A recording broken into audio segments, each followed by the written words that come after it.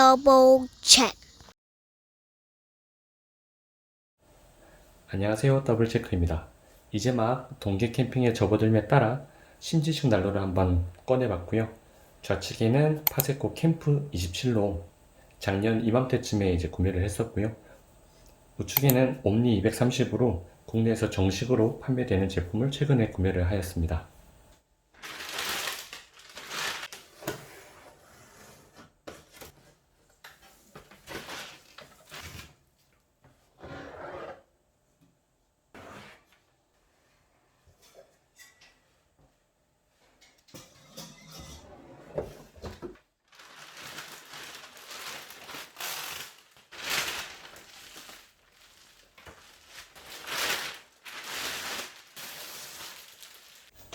아래에 보면 이제 본체가 있고요. 위에 이제 받침대가 있고 자바라도 구매를 하였고요. 레버 손잡이가 있고 그리고 상판도 구매를 하였습니다. 그리고 가방까지 해서 풀세트로 구매를 해보았습니다.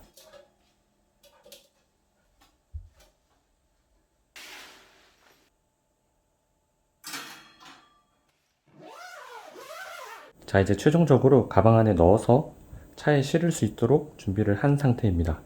높이만 봐서는 사실 크게 차이가 나지 않아 보이는데 위에서 본 면적은 거의 비슷함을 알 수 있습니다.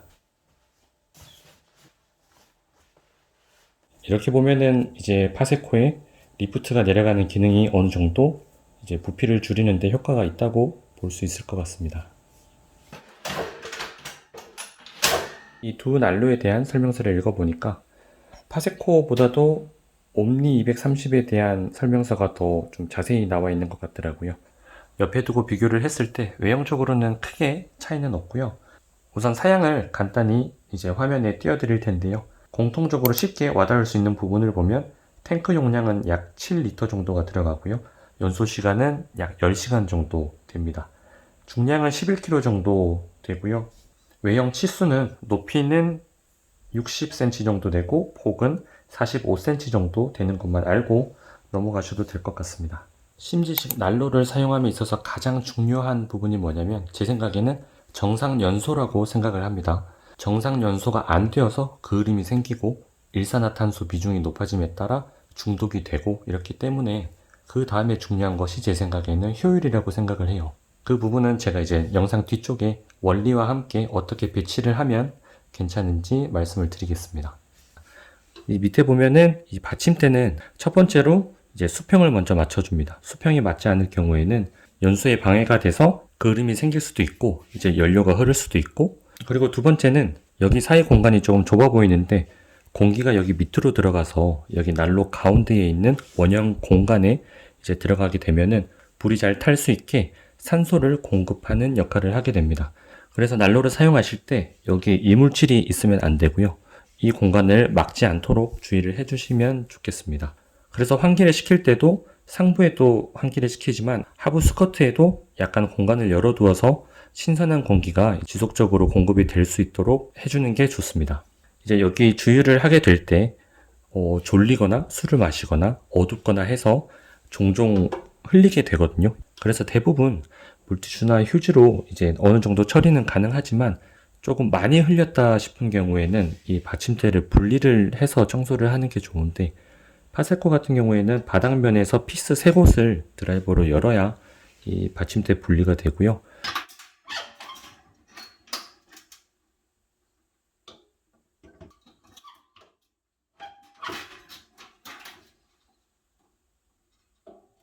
연료 게이지는 이제 보시면은 시각적으로도 쉽게 확인할 수 있도록 표시가 되어 있고요. 주유구 같은 경우에는 파세코의 경우 이렇게 줄로 연결이 되어 있고요.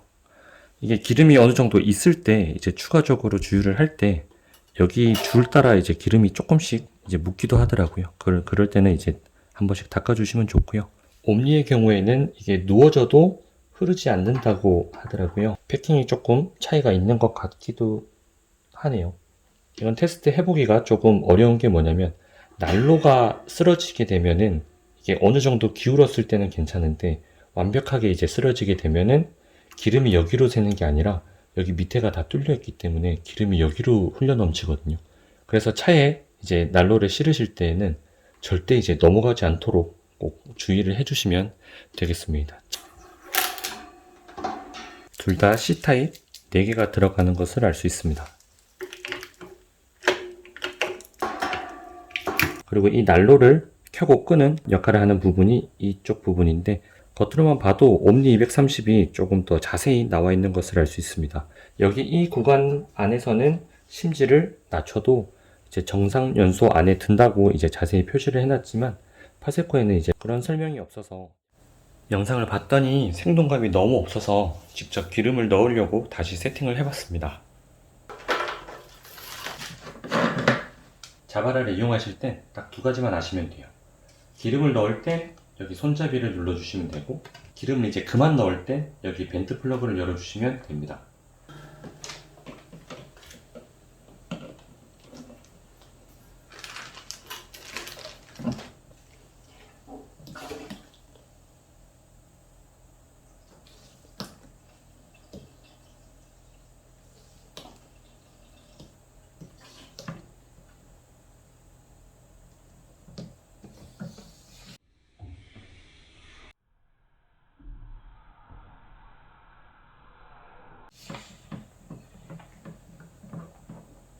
벤트 플러그를 열게 되면 기름을 잡아주던 압력이 풀리게 되면서 더 이상 기름이 넘어가지 않게 되고요.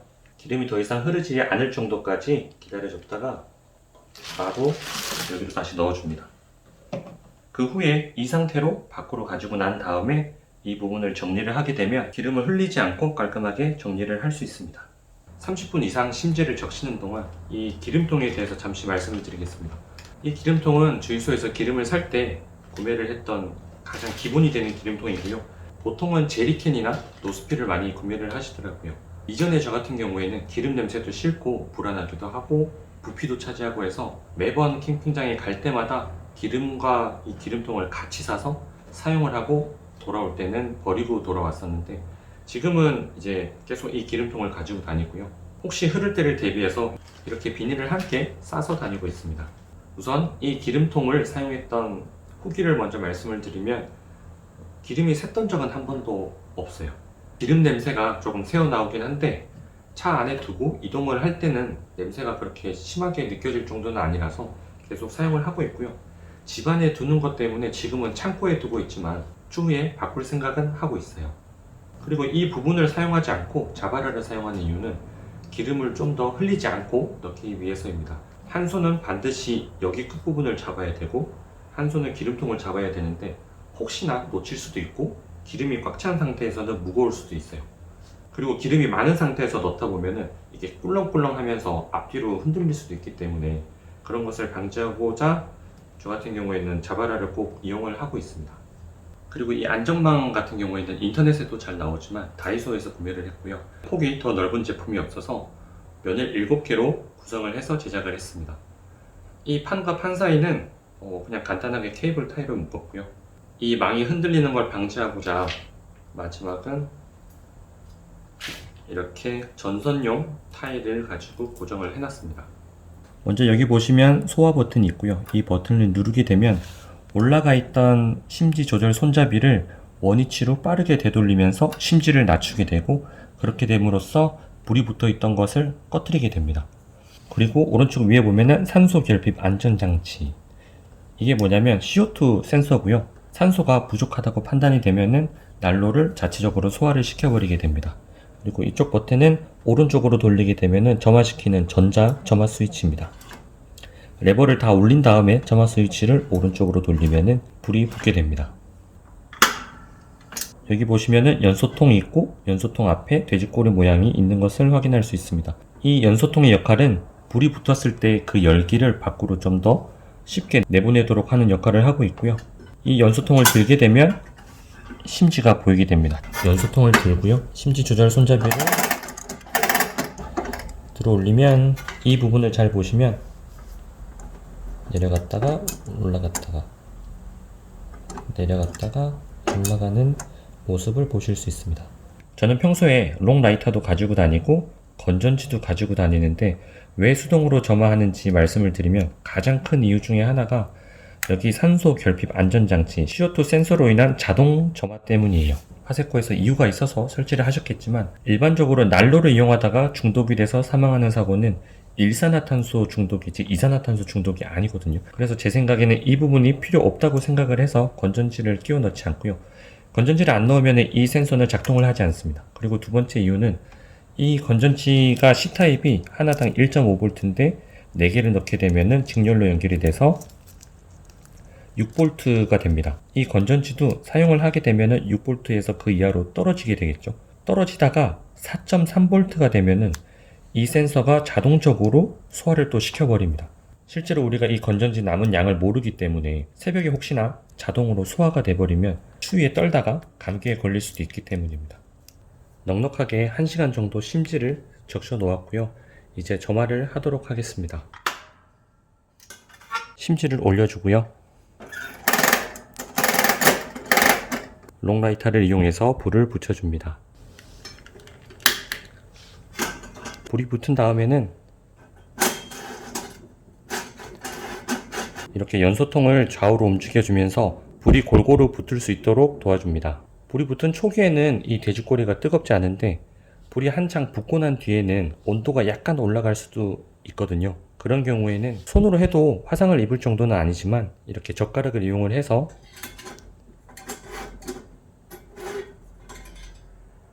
이렇게 이동을 해줘도 괜찮습니다.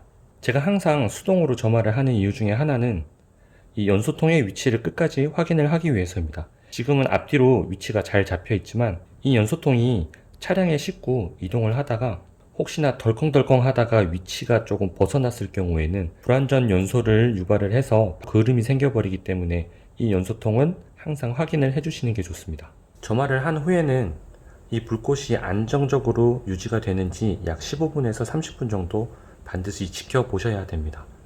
저 같은 경우에는 불꽃이 안정이 되면 최대 심지 높이에서 살짝 줄여주고 있습니다. 난로를 켜다가 자기 전에 보통 주유를 한 번 더 하게 되는데 이때 텐트 안에서 주유를 다시 할 것이냐 텐트 밖에 가지고 가서 주유를 다시 할 것이냐 고민을 하시는 분들이 상당히 많이 계시더라고요.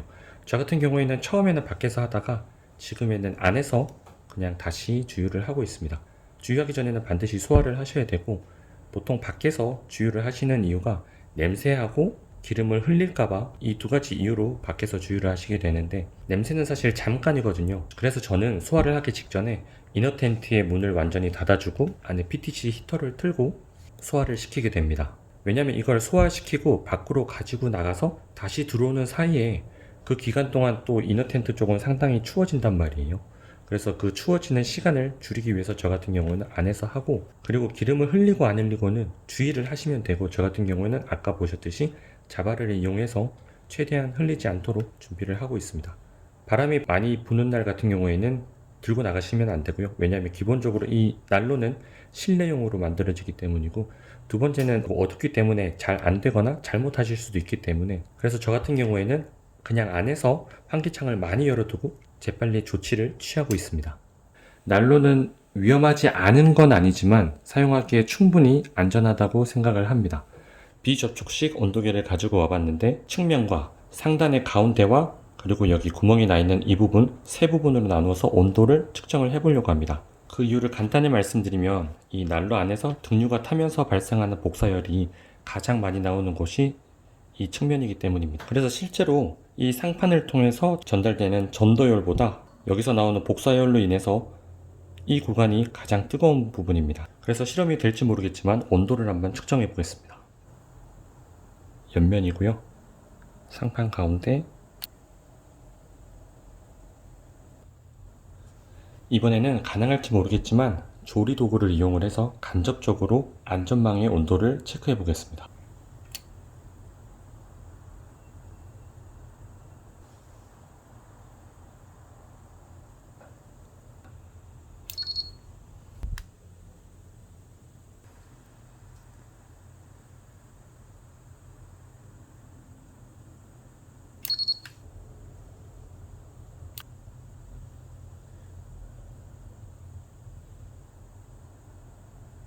물론 정확한 실험이 아닐 수는 있지만 아까 면을 측정했던 온도순과 똑같은 것을 알 수 있습니다.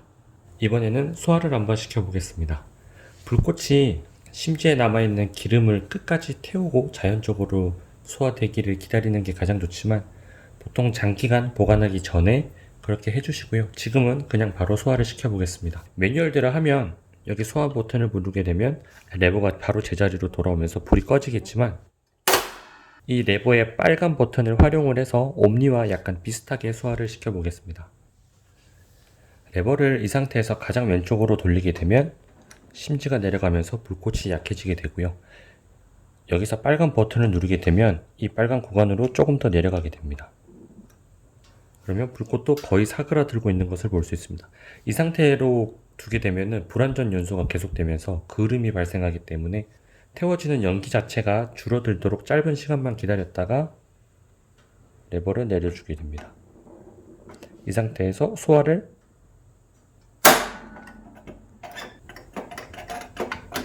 불이 완전히 꺼졌는지를 일정 시간 동안 지켜보시는 것이 좋습니다. 왜냐면 심지가 완전히 내려가면서 꺼진 줄 알았는데 그 심지 제일 위에 불똥이 남아있는 경우가 간혹 있더라고요. 아까 수화 버튼을 누를 때 왜 레버를 잡아줬냐면 수화 버튼을 누르게 되면 여기 안쪽에 스프링으로 인해서 갑자기 튕겨버리는 경우가 있어서 그래서 수화 버튼을 누르기 전에 레버를 잡은 상태에서 천천히 내려주는 게 충격을 덜 받는 방법 같아서 그렇게 하고 있습니다. 여기 불이 하나 있다고 실제로 이제 하나로 낮춰서 주무신 그 다음에 그을음이 많이 이제 생겼다고 이제 그런 사연이 올라오더라고요.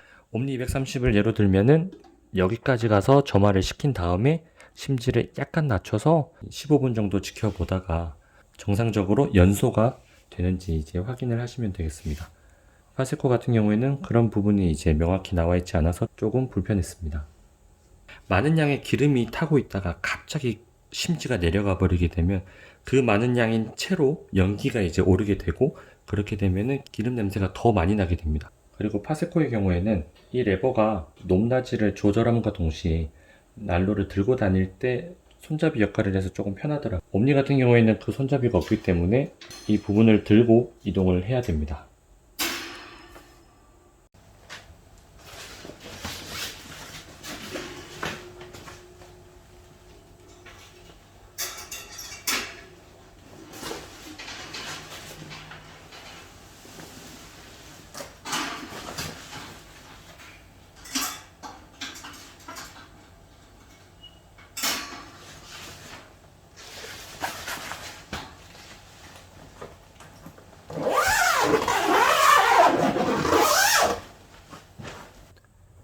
캠핑장에 두 모델을 가지고 가서 실제 테스트를 해보고 싶었지만 그렇지 못해서 아쉽고요.